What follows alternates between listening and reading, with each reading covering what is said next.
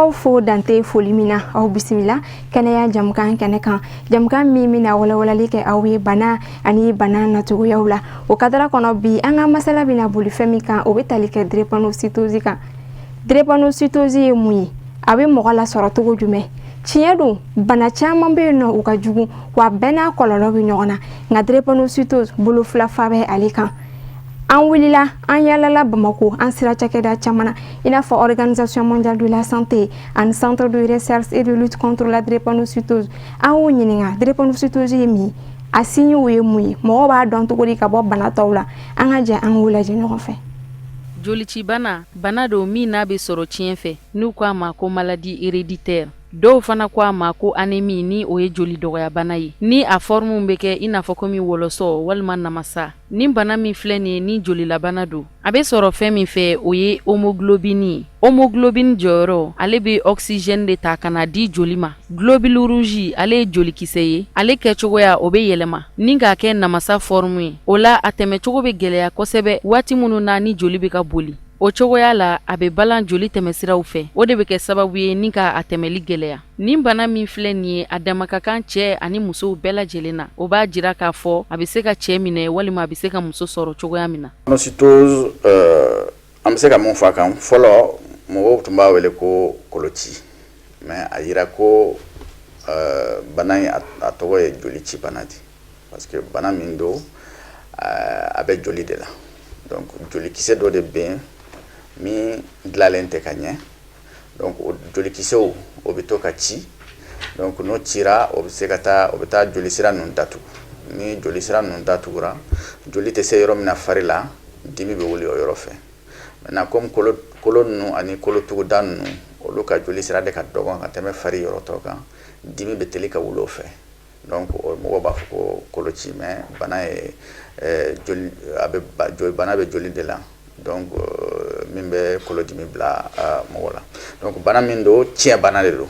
donc bana in bɛ sɔrɔ bangebaaw de fɛ donc ni y'a ye den kɛra banabaatɔ ye o kɔrɔ ye ko bana in a taamasiyɛn dɔ bɛ fa la a taamasiyɛn dɔ bɛ ba la donc a fila faralen ɲɔgɔn kan o de bɛ kɛ bana ye den fɛ. Ni dɔw k'a ma ko bondalabana dɔw ko tiɲɛna bana donc ni ko k'i bɛ jolici bana fɔ a bɛ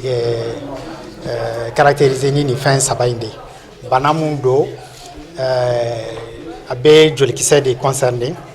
o de bɛ bɔ a ka jolikisɛ normali ye korilen a bɛ bɔ korilenya na ka kɛ wɔlɔsɔ ye walima forme de namasa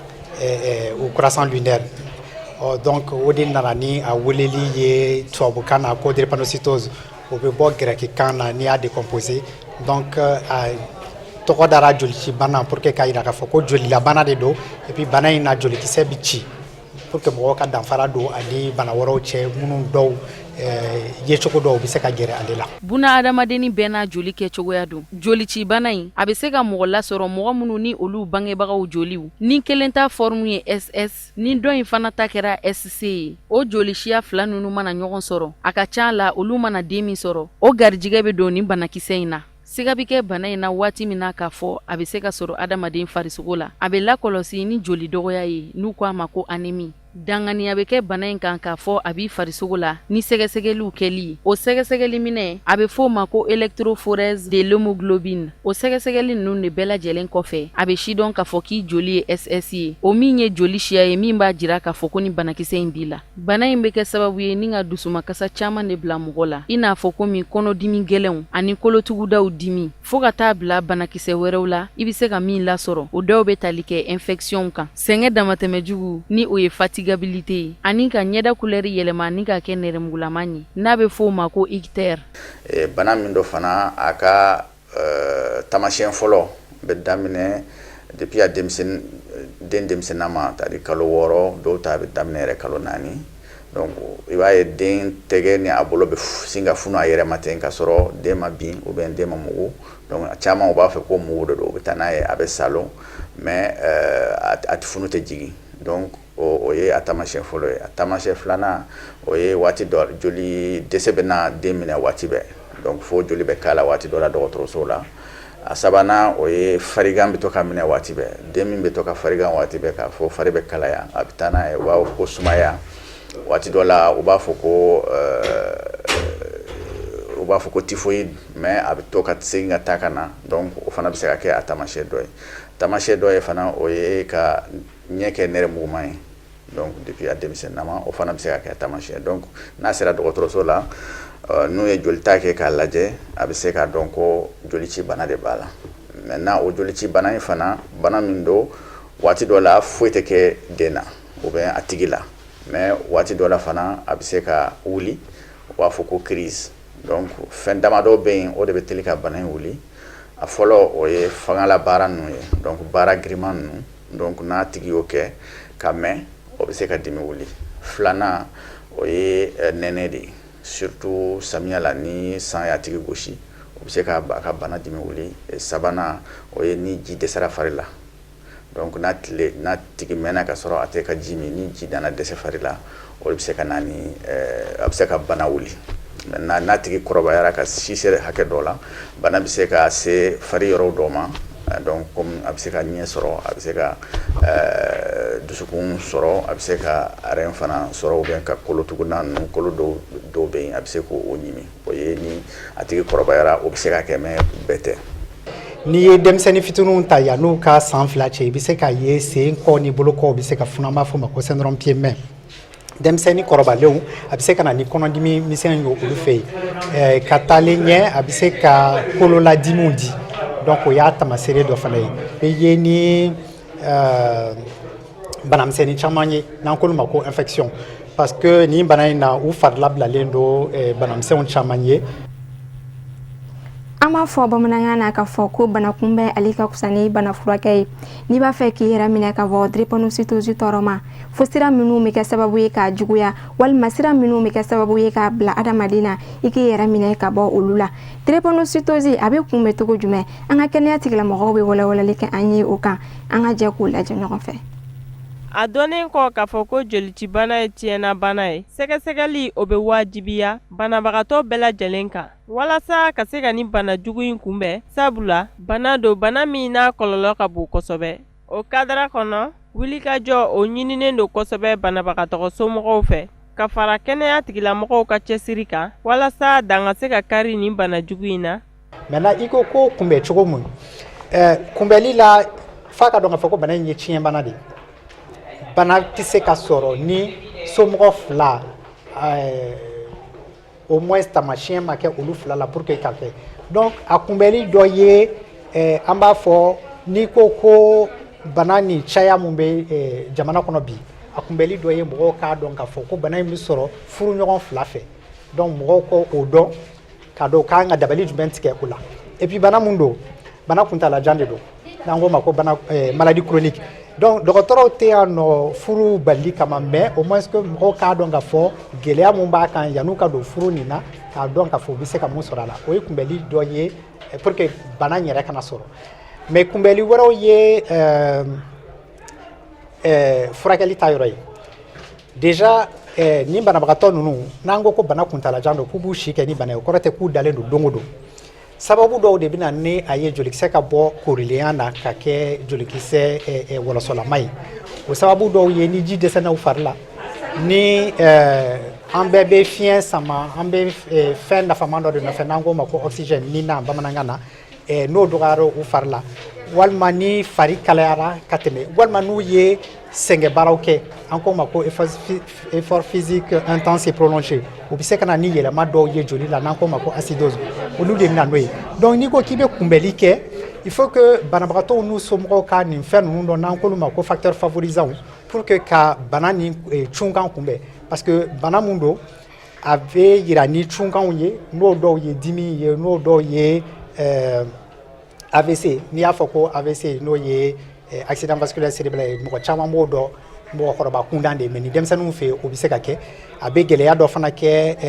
cɛw fɛ yen nɔ a bɛ se ka kɛ cɛmannin fitinin na komi a bɛ se ka kɛ cɛmannin kɔrɔbalen na n'an k'o ma ko priapisme a bɛ hakɛ to a bɛ se ka na ni cɛya wulili ye ka dimi kɛ ni mɔgɔw y'o kɛ maloyala ko ye ou bien dɔgɔtɔrɔw da ma don a la k'a ɲɛfɔ o fɛn ye urgence médicale de ye n'a ye heure 6 tɛmɛ ka sɔrɔ a ma furakɛ a cogo la a bɛ se ka na ni kɔlɔlɔ ye ka fiɲɛ bila a tigi ka mɔgɔya la donc fo mɔgɔw k'a dɔn fɛn minnu bɛ nin cunkan ninnu kunbɛn o ye an b'a fɔ mun ma ko éducation thérapeutique ça veut dire que bana ni furakɛli tɛ dɔrɔn dɔgɔtɔrɔ dɔrɔn bolo mais a fanba ye banabagatɔ n'u somɔgɔw yɛrɛ ka bana in dɔn pour que k'a dɔn olu ka jɔyɔrɔ ye mun ye a kunbɛli la so kɔnɔ. Sani mɔgɔw ka furu ɲɔgɔn ma u ka jolita kɛ k'a lajɛ. Donc ni bana taamasiyɛn yera mɔgɔ min na n'a kan ka muso ta ou bien ni muso de don n'a kan ka furu cɛ min ma o cɛ fana kan ka jolita kɛ k'a lajɛ. Maintenant na o cɛ fana n'a yɛrɛ ko bana in taamasiyɛn b'o la u b'a dɔn ko n'u furula ɲɔgɔn ma u bɛ se ka den sɔrɔ min ye banabaatɔ ye. Donc pour que bana in kɔni kana ye il faut que bana in taamasiyɛn bɛ mɔgɔ min na u kana furu ɲɔgɔn ma n'o tɛ u bɛ se ka den sɔrɔ min bɛ kɛ banabaatɔ ye. An bɛ aw ladɔnniya fɛnɛ k'a fɔ ko drépanocytose de tiɲɛna bana fɔlɔ-fɔlɔ ye diɲɛ kɔnɔ wa a bɛ mɔgɔ hakɛ min na diɲɛ kɔnɔ n'i y'a ta k'a lajɛ a bɛ t'i jɔ fo mɔgɔ miliyɔn 400 o b'a yira k'a fɔ bana in ɲɔɲalen don diɲɛ fan 14 bɛɛ lajɛlen na. An ka dɔgɔtɔrɔ o bɛ walawalali kɛ an ye tuguni an ka jɛ an k'u filɛ ɲɔgɔn fɛ. Jelitibana min n'a filɛ nin ye a fanga ka bon kosɛbɛ an ka jamana kɔnɔ ka fara diɲɛ fan wɛrɛ jamanaw kan wa a dɔnnen tɛ mɔgɔw fɛ. Sɛgɛsɛgɛliw y'a yira san 2005 wagati k'a fɔ ko nin bana kofɔlen in bɛ mɔgɔ 5000 ka taa bila mɔgɔ 6000 de la. O kɛra san 2005 wagati. Siga tɛ min na fewu an bɛ don min na i n'a fɔ komi bi dɔ faralen don ni bana jugu in mɔgɔ hakɛ kan. Barisabu ka d'a kan sanga ni wagati denkuraw bɛ banke a bɛ yira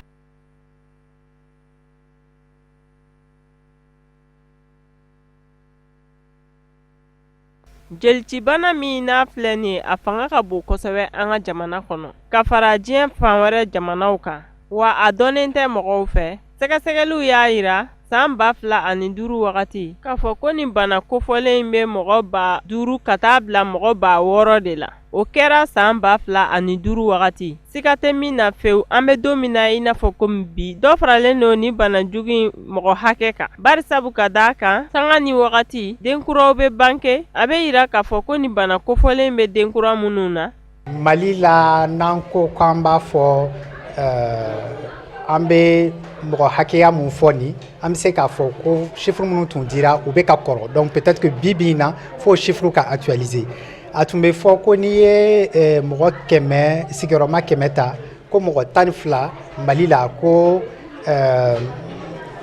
bana ni a forme ka ca minnu tɛ banabagatɔ ye mais ni taamasiyɛn b'o la n'an ko olu ma ko AS ko 12% de la population ko taamasiyɛn b'o la mais olu ye statistique minnu ye u kɔrɔlen don ka ca ni san 40 ko don parce que ce sont des études qui ont été faites 73 ni années 85 cɛ donc bi ce n'est plus des trucs d'actualité. Après 2005 la étude dɔ tun kɛra mun ye ka extrapoler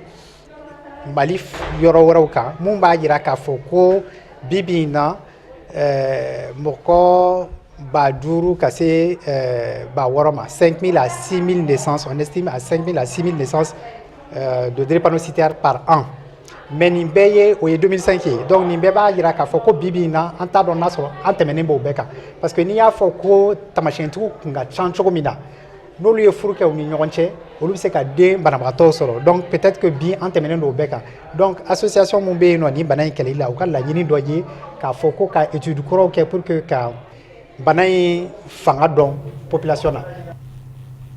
Drépanocytose ye dimi bana ye wa gɛlɛya fɛnɛ ye bana don. A prise en charge olu tɛ taa ni musaka tɛ o ye gɛlɛya ye gɛlɛya min n'a juguyalen don kosɛbɛ an ka jamana kɔnɔ kɛrɛnkɛrɛnnenya la musolakaw u furuyɔrɔw ani dukɔnɔnaw u bɛ gɛlɛya minnu sɔrɔ an balimamuso u bɛ walawalali kɛ an ye an ka jɛ k'a ka kɔrɔfɔw lamɛn. Bana in yɛrɛ ye bana ye fɔlɔ bana min bɛ sɔrɔ depuis mɔgɔ bangeyɔrɔ la fa ni ba o de bɛ bana yɛlɛma mɔgɔ fɛ fa kelen t'a yɛlɛma ba kelen t'a yɛlɛma. Donc i bɛ bange ni bana in ye depuis denmisɛnninma den dɔw ŋunumatɔ la i b'u t'a dɔn i b'i ka mɔgɔninfinya kɛ ni bana in ye gɛlɛya kɔnɔ k'i ka bunadamadenya kɛ ni bana in ye gɛlɛya kɔnɔ surtout an musolakaw. Bana in yɛrɛ fɔlɔ taamasiyɛn fɔlɔ ye min ye o ye dimi ye dimi bana an b'a fɔ ko cungan dimi bana. Bana in dimi bɛ ko min da bunadamaden kan Ala dɔrɔn de b'a dɔn. An yɛrɛ bolo n'a nana dɔgɔtɔrɔso la dɔgɔtɔrɔw b'a fɔ ko bana n'a b'i kan n'i ye échelle ta k'a yɛrɛ la sa échelle min ye sigiyɔrɔma 10 ye ko bana bɛ ka da niveau jumɛn dɔw b'a fɔ k'a bɛɛ denmisɛnnin dɔw b'a fɔ k'a bɛɛ k'olu ta ka jugu n'o ye yɛrɛ. Ne yɛrɛ kelen-kelenna ma ne ka jateminɛ na ani tubabuw yɛrɛ min fɔ ni bana in dimi yɛrɛ b'i kan a bɛ komi n'i ye buna adamaden ɲɛnama lajɔ ka waraba bila a ɲɛnama la k'a minɛ ka fara fara bɛɛ b'a dɔn dimi bɛ cogo dɔn bana in dimi bana de a dimi tɛ se ka fɔ a dan na gɛlɛya min yɛrɛ bɛ banabagatɔ ninnu kan fɔlɔ fɔlɔ o ye bana dimi ye filanan o ye bana dɔɔnin ye ni bana b'i la e bɛ mansa minnu bolo f'u ka bana dɔn e bɛ sigida la f'u ka bana dɔn ka se e minɛ cogo la n'i y'a mɛn banabagatɔ bɛ furakɛ o k'a dɔn aw b'a sɔrɔ fɛn min bɛ banabagatɔ la o mana bɔ yen bana b'i la f'i k'a dɔn fana i bɛ taa furakɛli kɛ yɔrɔ min na an tun bɛ munumunu Bamakɔ yɔrɔ caman na an sɛgɛnna da tɛ se ka s'a sɛgɛn dan na fo ka n'a kɛ Ala nana latigɛ an ka yan dɔgɔtɔrɔso sɔrɔ sisan ni dimi wulila an b'an tilen ka na yan dɔgɔtɔrɔso la Ala de b'a dɔn an bɛ bɛrɛbɛrɛ min sɔrɔ yan an bɛ furakɛli min sɔrɔ CRLD la yan bana in gɛlɛya fan bɛ an musolakaw de kan ni den bana n'a muso ni cɛ bana n'a muso du kɔnɔ mɔgɔ mana bana muso mɔgɔw bɛ anw na an yɛrɛ mansaw la minnu ye u ka baaraw to yen nɔ bana kama ni denmisɛnninw ka bana wulila so kɔnɔ bana wulila u tɛ se ka taa baarakɛyɔrɔ la u ka baaraw bɛ tiɲɛ an musow cɛlasigiyɔrɔ la bana min yɛrɛ bɛ wuli n'i ye fangala baara kɛ n'i ye mouvement caman kɛ a bɛ se ka crise la wuli muso cɛlasigi musow la muso danna baara de kama n'i ye baara kɛ o la yɔrɔ bana crise mana wuli a ka gɛlɛn kuma bɛɛ a bɛ fɔ cɛlasigiyɔrɔ la k'i ye salabagatɔ ye i y'a ye k'i t'a fɛ ka baara kɛ k'a sɔrɔ fɛn min b'i la Ala de b'a dɔn a b'i nin na ka se yɔrɔ min na drépanocytose gɛlɛya mɔgɔw kan bi farafinna bi Mali la ne da se ka s'a fɔ ka s'a dan na kuma tɛ an musolakaw ma an denmusow filɛ an bolo ka na se anw drépanocytaire musomaninw yɛrɛ ma furu ka gɛlɛn i n'i miiri i bɛ taa cɛlasigi baara la cogoya min na banabagatɔ tɛ se ka fangala baara kɛ furu yɔrɔ la cɛ o cɛ Mali la n'o bɔra muso nɔfɛ bi k'a bɛ muso furu n'o y'a dɔn k'a fɔ nin drépanocytaire bana in b'a la o b'a ka furu dabila Ala de b'a dɔn gɛlɛya b'an kan bi k'a se yɔrɔ min na sisan an kɔni bɛ min ɲini pour que dɔ yɛrɛ ka bɔ an ka gɛlɛya la furakɛli drépanocytose furakɛli a ka kɛ fu ye Mali kɔnɔna na komi bi a fɔra conférence kɛyɔrɔ la cogo min an b'o kuma fɔ ka se faamaw ma k'u wele u ka an dɛmɛ furakɛli ka se ka kɛ fu ye Ala de b'a dɔn bana in a furakɛli musaha ka ca cogoya min na bon sisan a fɔra conférence kɛyɔrɔ la ko n'i nana dɔgɔtɔrɔso la yan n'o ye CRLD a furakɛli wari bɛ sara trimestre ni trimestre bon ni se bɛ minnu ye dɔw b'a fɔ u b'a sara san ni san denmisɛnnin fitinin o de ta furakɛli ka gɛlɛn ka sɔrɔ ka denmisɛnnin mana kɔrɔba dɔɔni ka na se san 18 na ka sɔrɔ ka s'o la ka sɔrɔ ka se mɔgɔkɔrɔba de ta furakɛli ka gɛlɛn a somme réellement tɛ mais denmisɛnnin fitinin ta la trimestre la i bɛ wari min sara je crois que a ka ca ni 7,000 ni dɔɔni ye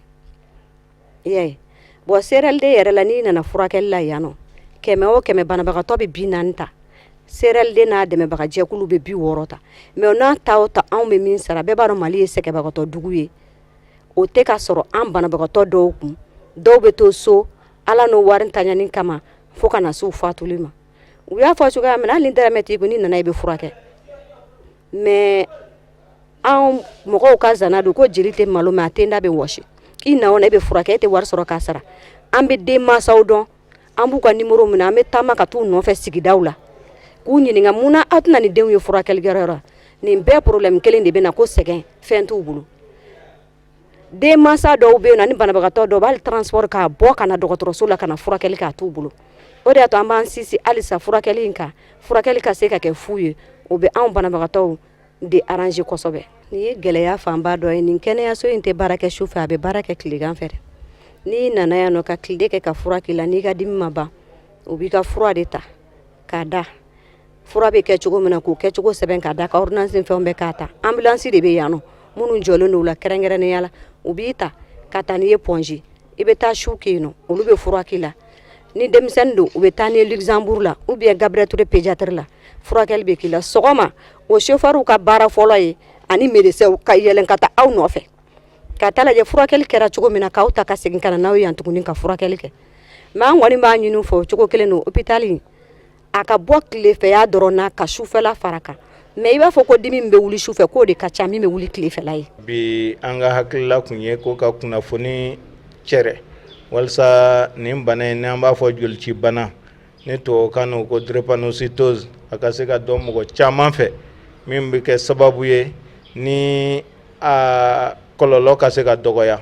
kamasɔrɔ a dɔnbaliya bala k'a to a kɔlɔlɔ bɛ bonya kosɛbɛ. An y'a ye k'a fɔ ko bana in yɛrɛ a gɛlɛya fɔlɔ ye a dɔnbaliya ye. Mɔgɔ caman de b'a ni koloci bana don ɲɔgɔn na walama u b'a fɔ nɛnɛdimi bana ka sɔrɔ bana min don a bɛ joli de la. Joli kisɛ min bɛ fiɲɛ ɲuman ta ka joli farikolo yɔrɔw bɛɛ sɛgɛrɛ gɛlɛya bɛ kɛ o joli kisɛ de la min bɛ kɛ sababu ye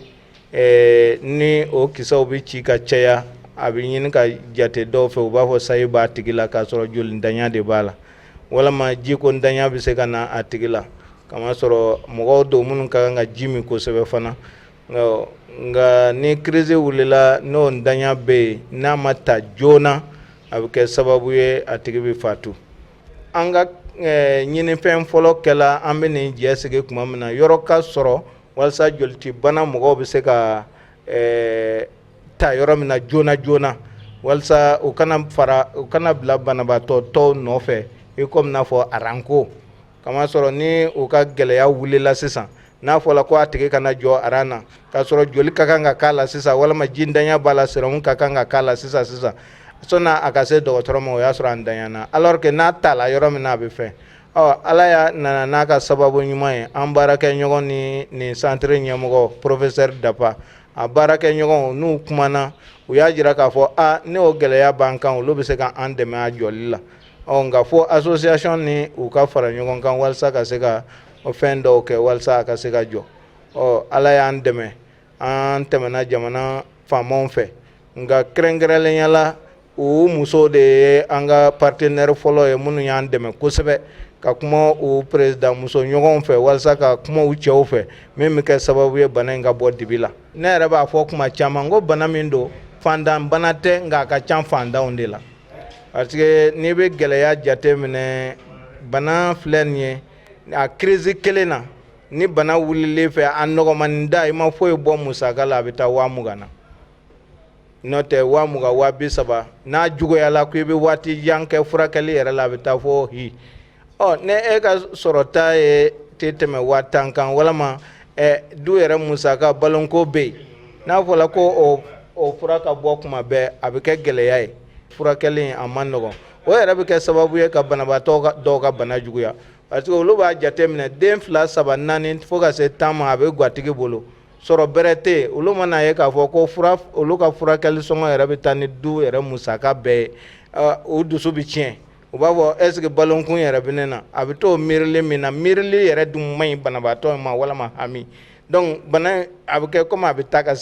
ka segin donc o fana bɛ furakɛli tɔ juguya. An bɛɛ lajɛlen y'a faamuya sisan jamukan kɔnɔ k'a fɔ drépanocytose ye tiɲɛna bana de ye min b'a yira an na k'a fɔ ko mɔgɔ si ma san sugu la o kadara kɔnɔ a dimi a n'a gɛlɛya a dama ka kan drépanocytaire bɛɛ lajɛlen kan ka daminɛ denmansaw la fo ka taa se ekɔlidenw ma a kɛra sababu ye ka minnu yɛrɛ ka kalan tiɲɛ u dɔ b'an bolokɔrɔ seereya la an ka jɛ an k'u ka kɔrɔfɔw lamɛn. Bon den yɛrɛ ta gɛlɛyaba t'o la fɔlɔ parce que o ta yɛrɛ dɔn n'a ma mɛn an bɛ ka suivi kɛ an yɛrɛ wulila ka taa dépistage kɛ k'a dɔn n'a b'a la n'a t'a la puis donc après ça suivi bɛ ka kɛ o yɛrɛ ni san caman crise caman kɛ mais an bɛ ka suivi kɛ hali kunu an bɔra dɔgɔtɔrɔso la ka taa ka contrôle kɛ mais ne tɛ se ka n da maga ale ta la ne bɛ bana fɛ ka bana in gɛlɛya fɔ mɔgɔ min ta la o ye ne yɛrɛ balimaw ye ne ta ma jugu mais ne kɔrɔmusow bɛ yen ne kɔrɔkɛw bɛ yen u tɛ kalo dafa n'u ma lada centre la u ma hospitalisé donc je les accompagne n b'u accompagner u ka banaw kɔnɔna la gɛlɛya min b'a kɔnɔ kɔni o gɛlɛyaw la o ye douleur yɛrɛ ye fɔlɔ ne b'a dɔn bana in douleur bɛ bana in na k'a fɔ c'est insupportable ka tila k'a ye k'a fɔ ko o bana mɔgɔ bɛ se ka tile caman kɛ ni o ye fo ka se kalo ma i dalen don furaw bɛ k'i la fo morphine bɛ k'u la souvent centre in yɛrɛ c'est vrai u bɛ prise en charge kɛ mais tiɲɛ na fura caman fana bɛ san kɛnɛ ma donc a ka gɛlɛn kosɛbɛ wariko in a ka gɛlɛn centre bɛ caman kɛ mais mun ye furako ni fura caman t'u fɛ yen nɔ u yɛrɛ y'a fɔ sa ye conférence yi partenaire caman tɛ yen ni amilidu yɛrɛ tɛ ani partenaire kelen-kelen minnu bɛ to ka dɛmɛ kɛ centre ye n'o bɔra a la partenaire man ca bon n'a crise dɔw daminɛna kuma dɔ ni crise mun kuntala janyana kuma dɔ la a dɔw musaka ka ca 1000 ka yɛlɛ dɛ crise b'i minɛ fo ka taa fɔ i kɛnɛyara don min na n'a fɔ i bɛ se ka kalo kelen kɛ tagali la centre la analyse b'o la fɛn wɛrɛw b'o la donc n'i y'o bɛɛ wari jate minɛ surtout n'i tɛ amo yɛrɛ la a ka gɛlɛya dɔw bɛ taa fo 50 à 100 000 ka yɛlɛ crise kelen fɛn nin alors que crise dun bɛ se ka mɔgɔ minɛ san kɔnɔ kuma caman an bɛ weleweleli de kɛ halisa i n'a fɔ o ye mun fɔ politique nationale ka kɛ ka se ka bana in prise en charge kɛ gratuit ye n'o kun sera ka kɛ o de bɛ diya mɔgɔw ye kosɛbɛ ka se halisa ka sensibilisation kɛ mɔgɔw ye o ye mun fɔ dépistage précoce ko n'o sera ka kɛ mɔgɔw k'u ka statut dɔn avant le mariage parce que docteur y'a da maga yɔrɔ min na chaque fois tant que les deux partenaires furu kɔnɔna la n'a b'aw fila bɛɛ de la les enfants sont vraiment vulnérables beaucoup de chances ka bana in sɔrɔ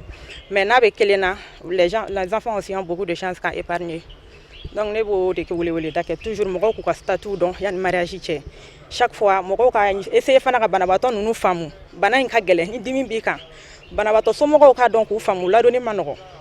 ani baara yɔrɔw ni sigidaw la bɛɛ k'a essayer k'u faamu ne b'o de weleweleda kɛ parce que o de gɛlɛyaba bɛ banabaatɔw kan kosɛbɛ gɛlɛya camanba de b'an kan ekɔli la gɛlɛya fɔlɔfɔlɔ yɛrɛ ye min ye o ye n'i bɛ kilasi kɔnɔ ye ni cours daminɛra i bɛ bɔbɔli minnu kɛ ni dimi y'i minɛ k'i to trimestre ni examen la o kelen de don i tɛ se ka dimi muɲu o muɲu tacogo tɛ furaw bɛ ta o ye wagatinin ko de mais ni trimestre minnu kɛra k'an to so an tɛ ta o la bilen ni examen minnu bɛ kɛ k'an to so diyagoya an bɛ redoubler an dalen don dɔgɔtɔrɔso la mais an hakiliw bɛ ekɔliso la mais n'a fɔra e bɛ taa dɔgɔtɔrɔso la e sen tɛ se k'i lase kalanyɔrɔ la diyagoya de bɛ redoubler dɛ ne yɛrɛ min filɛ nin ye ne bɔra ekɔli la parce que ne ye bagi kɛ ka bagi kɛ k'a kɛ tellement que n yɛrɛ découragé ra kuma dɔ bagi bɛ se dɔrɔn i ka crise bɛ wuli i bɛ mun kɛ diyagoya de don i bɛ taa bagi kɛ wa i bɛ taa crise de furakɛ e mana t'i sigi bagi sali kɔnɔ k'e bɛ bagi kɛ crise b'e kan i tɛ se ka foyi sɛbɛn foyi nafama tɛ i bɛ se ka min sɛbɛn an bɛ jamana ɲɛmɔgɔw kɔni deli n'u sera k'o yɔrɔnin ta ka bɔ an kan u ma se ka foyi k'an ye o yɔrɔnin na ni trimestre kɔni don u b'a fɔ an ye ekɔliso dɔw dɛ u b'a fɔ ye i n'i ka nin mɛtiriw bɛ bɛn a la nin min fɔra i kɔ i bɛ se ka dɔ segin a kan mais ekɔlisow bɛɛ tɛ u bɛɛ tɛ dɛ surtout gouvernement ekɔlisow yɛrɛ n'a sɔrɔ i bɛ 11e de la o san suivant i bɛ segin ka taa 11e na tuguni n'a sɔrɔ i bɛ bagi la diyagoya de don ni e ma examen kɛ e bɛ passer cogo di wa defu bɛ fɛnɛ bɛ ten de bana in filɛ nin ye cunkan bana de don wagati bɛɛ la a bɛ cu i kan de i b'a ɲini wagati min k'a fɔ ko a bɛ na i tɛ sigi n'a ye ne n'aw bɛ kuma la sisan a bɛ se ka kɛ a bɛ ne na ni n b'a muɲu mais wagati dɔ bɛ se i tɛ se k'a muɲu diyagoya dimi bɛ bonya i ma a ye yɛlɛma min don i ka adamadenya la sisan mɔgɔw yɛrɛ de sɛgɛnna bagemɔgɔw bɛɛ sɛgɛnna a bɛ furakɛ a tɛ ban o a tɛ ban wari de kɔni bɛ ban wari bɛ ban dɛ mɔgɔ n'a b'i furakɛ a bɛ sɛgɛn a sɛgɛnna bi o a ma sɛgɛn bi o don la a bɛ sɛgɛn o foliba b'an bangebagaw ye an b'o foli d'u ma hali sini u tɛ sɛgɛn an kɔrɔ mais wagati dɔ la gɛlɛyaw bɛ na joliko dɛsɛw bɛ yen o mɔgɔw ka ca yɛrɛ de joliko dɛsɛw bɛ yen mais o bɛ bɔ an d'a ma an ka to ka taa banque de sang na ni joli bɛ sɔrɔ wagati min na banque de sang joli d'a ma mais ni joli tɛ sɔrɔ an b'a lajɛ an yɛrɛ damaw ni ɲɔgɔn cɛ ni min ka mɔgɔ bɛ sɔrɔ ka joli d'a tigi ma mais ni joliko urgence kɔni bɛ yen ni joli bɛ mɔgɔ bolo dɔrɔn a bɛ di sendimiw b'a la bolodimiw b'a la ɲɛdimiw b'a la wa opération yɛrɛ b'a la ne yɛrɛ min filɛ nin ye tiɲɛ na ne sen bɛ k'an dimi fo n bɛ cu a kan mɔgɔ mana ɲɛ u bɛ maloya k'an ɲininka u b'a fɔ karisa ne b'e dɔn wagati min ne kun t'e la e tɛ cun dɛ mais sisan e bɛ cun kuma dɔw e bɛ bere ta n seko tɛ wagati dɔ n'a dimi bonyana u b'a fɔ i ka bere ta n'i ye bere ta u bɛ dɔɔnin bɔ a dimi na yanni opération wagati cɛ welewelekan min bɛ ne bolo ka ɲɛsin jamana ɲɛmɔgɔw ma u k'u jija yɛrɛ de u k'an kɔlɔsi tɔn dɛmɛ an kɔlɔsitɔ ye mɔgɔ dɔ ye k'a fɔ giringirinba ninnu o tɛ kun an na wa nisɔngoya fana o tɛ kun an na n'an ye fɛn min kɛ k'o ka ɲi u k'an bato n'o ye wa u k'an mankoto fɛnɛ n'an ye fɛn min kɛ k'o ka jugu dimi yɛrɛ filɛ nin ye fɛn min ye dusukasi fanba ye a ka jugu an kɔlɔsitɔ ma mais n'a fɔra ko mɔgɔ t'i bolo min b'i furakɛ o yɛrɛ tɛ dusukasi bonya fɔlɔfɔlɔ ya a n'a degun yɛrɛ fɔlɔ anw ka famille na ne badenw na a bɛ ne kelen de la mais tiɲɛ yɛrɛ la sisan n dɔgɔnin dɔ bɛ yen a dɔnna k'a b'u la n'o tɛ o ta kun ma dɔn o ta dɔnna hali a ma mɛn wa cɛw bɛ siran an ɲɛ u b'a fɔ k'an ye muso problème mari min mana na ko b'i furu u b'a fɔ e bɛna karisa de furu wa cɛ muso kunguma de don awɔ a bɛna t'i denw bɛɛ banna o tɔgɔ tiɲɛ fana bonyalen don an ma sisan kosɛbɛ o yɔrɔ la u k'a dɔn ko anw ye banatigiw ye wa bana in b'anw na anw tɛ se ka ban an yɛrɛ la wa an somɔgɔw fana tɛ se ka ban na min ye furuko ta fan ye an furuɲɔgɔn de b'a dɔn k'an na ma san bana tɛ an ye min san an n'a wolola de u k'an minɛ u kan ka n'o ye wa k'a fɔ k'i ni mɔgɔ min bɛ ɲɔgɔn dɔ bi k'i n'o bɛ fara sini o fɛnɛ fɛn tɛ bana in bɛ k'i la i bɛ kɔrɔbaya n'a ye i bɛ furakɛ n'a ye fo san caman ni san caman a yɛrɛ ye lajɛliw ye musokɔrɔba dɔ sɔrɔla min bɛ san 82 la wa denmisɛnnin dɔw fɛnɛ bɛ bɔ du dɔ kɔnɔ olu tɛ hali kalo 3 tɛmɛ. Drépanocytose ye hinɛ ani makari bana ye hali n'o y'a sɔrɔ i tɛ drépanocytaire ye a tɛ somɔgɔ la a tɛ balima masuruna e min bɔra sisan ka jamukan lajɛ i y'a faamuya gɛlɛya min bɛ drépanocytose ko kun kan ani kɔlɔlɔ minnu b'a la u mago bɛ fɛn jumɛn na bi bi in na o ye dɛmɛ ye aw minnu ye kɛnyɛrɛye baarakɛlaw ye walima ni se bɛ aw ye k'u dɛmɛ a kɛra ni jeli ye o a kɛra ni musaka ye o u sigilen don aw bɛɛ lajɛlen ka bila la aw k'u dɛmɛ cogo min na an bɛ se ka jɛ ka drépanocytose kɛlɛ ka bɔ an ka jamana kɔnɔ sabula dan tɛ an ka jamana ye dɛ farafinna jamanaw diɲɛ seleke 4 bɛɛ lajɛlen drépanocytose a ɲɔ ɲalen don nin bɛɛ lajɛlen na sabula bana de don min n'a bɛ sɔrɔ tiɲɛ fɛ bangebagaw de bɛ se ka a bila mɔgɔ la donc u ka kan ni dɛmɛ ye an ka bi jamukan o kun bɛ ka boli nin de kan n'o ye drépanocytose ye an bɛ foli lase aw kelen kelenna bɛɛ lajɛlen ma ka tila ka dugawu kɛ banabagatɔ bɛɛ lajɛlen ala ka lafiya d'u ma nin bɛ dan sigi an ka bi jamukan na a k'an bɛn siɲɛ wɛrɛ.